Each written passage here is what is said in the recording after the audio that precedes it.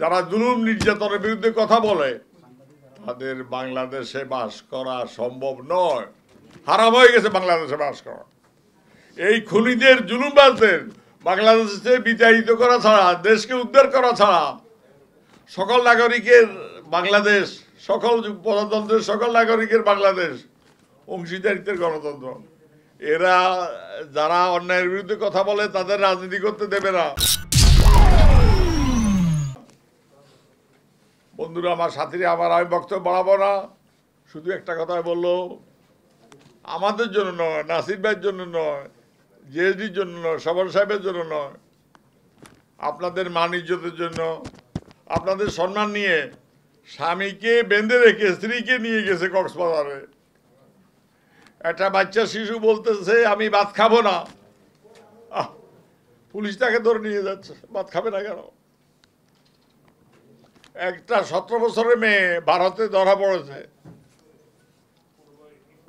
অনৈতিকভাবে তাকে হোটেলে রাখা হয়েছে।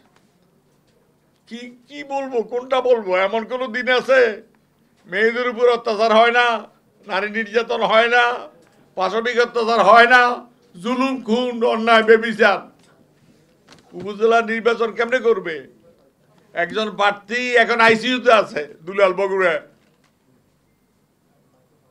ছাত্রলীগ, আওয়ামী লীগ, কিশোর লীগ, কি লীগ, সব লীগ মিলে তাকে মেরে ফেলার চেষ্টা করেছে। এইটা জালিমের দেশ, জুলুমের দেশ। আমরা নাকি মুক্তিযুদ্ধ করেছি নাসির ভাই? আমরা মুক্তিযুদ্ধ করেছি, আমরা মুক্তিযোদ্ধা। এই জন্য অন্যায় জুলুমের বিরুদ্ধে কোনো প্রতিবাদ করতে পারবো না, তাহলে এই দেশে থাকবো না।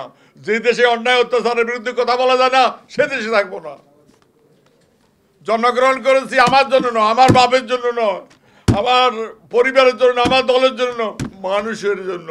মানুষের জন্য যদি কথা না বলতে পারি, এই জন্ম বৃথা। আগে শুনতাম মগের মুল্লুক, এখন তো মগেরা অনেক ভালো আছে। তারা নাম পরিবর্তন করেছে, মায়ানমার করেছে মগের পরিবর্তে। বন্ধুরা, আমার সাথীরা, আমার কষ্ট সহ্য হয় না, কথা বলতে পারি না, বিশেষ কারণে আমি আসি না।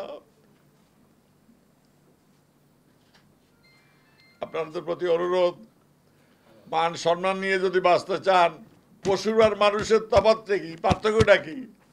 যে অন্যায়ের বিরুদ্ধে কথা বলতে পারে না, জুলুমের বিরুদ্ধে কথা বলতে পারে না, জালিমের বিরুদ্ধে কথা বলতে পারে না, তারা এই দেশে বাঁচার দরকারটা কি?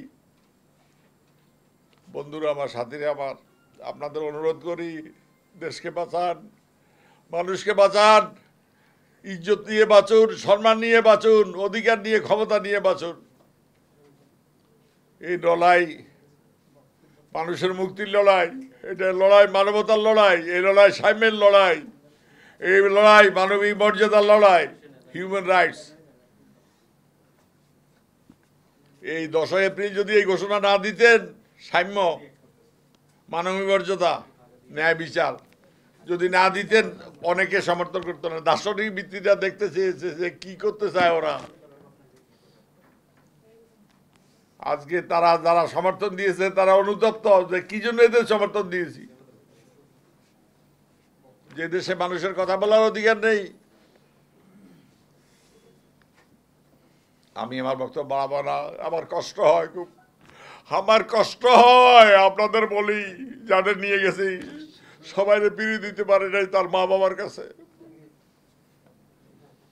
সহ্য করতে পারি না। আপনাদের সবাইকে আমি দোয়া করি, আপনারা আমার জন্য দোয়া করবেন। যে কয়দিন বাঁচি আসি প্রাণটা, নাসির ভাই আমাকে বলেছে ওনারা শেষ পর্যন্ত দেখতে চায়। রামকে যখন হত্যা করে গেছে, তার মা বুড়ি, 80-90 বছর বয়স, সে তুত্তুর করে যাচ্ছে ভিতরের দিকে। ওই দস্যুরা বলতেছে, এই তুই পালাস কোথায়? কয় পালায় না, তোদের শেষটা দেখতে চাই। তো নাসির ভাইয়ের কথা ওরা যদি আমারে বাঁচতেই হয়, আমি এদের শেষটা দেখে যেতে চাই, এই জন্য বাঁচবো না, বাঁচার ইচ্ছা নাই। অনেক বেঁচেছি, অনেক বেঁচেছি, আর বাঁচার ইচ্ছা নাই। এই খনি জালিম, দস্যু, ঘুষখোর, দুর্নীতিবাজ যারা অকথিতভাবে ইন দ্য নেম অফ গণতন্ত্র, গণতন্ত্রকে হত্যা করে গণতন্ত্রের কথা বলতেছে, তাদের বিরুদ্ধে আপনাদের লড়াইটা জোরদার করেন, জাতিকে ঐক্যবদ্ধ করেন, মানুষকে ঐক্যবদ্ধ করেন, রুখে দাঁড়ান। আর সময় নাই। এরা কিন্তু 41 সাল পর্যন্ত এদের নাকি মৃত্যু নাই, 2041 সাল পর্যন্ত নাকি এরা থাকবে ক্ষমতা, এদের নাকি মৃত্যু নাই, আল্লাহর গজব নাকি নাই, আল্লাহ নাকি পালাই গেছে এই দেশ থেকে, এদের ভয়ে আল্লাহ পালাই গেছে দেশ থেকে। আমি আর বক্তব্য বাড়াবো না, আপনাদের সবাইকে দোয়া করি, আপনারা আমার জন্য দোয়া করবেন। বাংলার গরিব মানুষের জয় হোক, বাংলাদেশ দীর্ঘজীবী হোক। ধন্যবাদ।